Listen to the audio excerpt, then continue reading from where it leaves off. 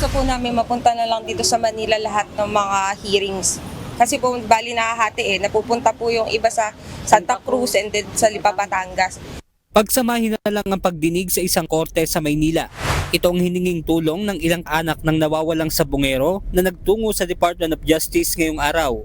Ayon kay Charlene Lasco, pahirapan para sa kanila ang paiba-ibang lugar ng pagdadausan ng pagdinig. Yung consolidation, medyo hirap po ang mga complainant na paiba-iba pa to avoid multiplicity of suits.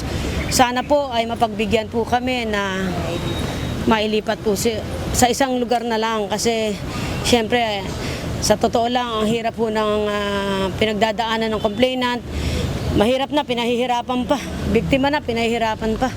Isa pa sa nagpapahirap sa kanila ay ang minsang delay na impormasyon ng update sa pag-usad ng kaso. Kaya naman nag-ambagan na rin sila ng ilan pang kaanak ng missing sabungero para kumuha ng private prosecutor.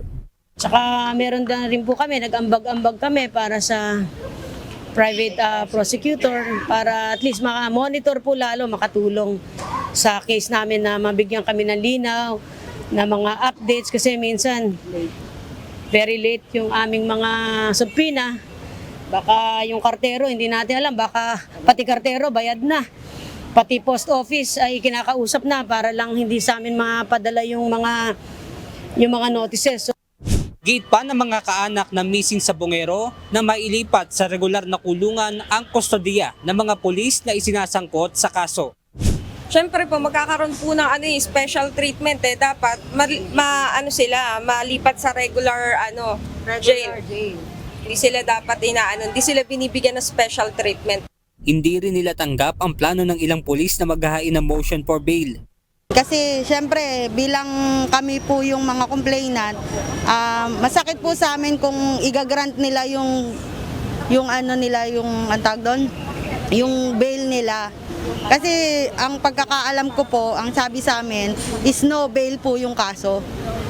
'Di ba po? Sana po yun ang mangyari. No bail po talaga. Yun po ang gusto namin mangyari. Panawagan naman ng mga kaanak ng missing sabungero kay Charlie Atong Ang. Ang sabi niya kasi noon na wala siyang kinalaman dito sa kaso namin.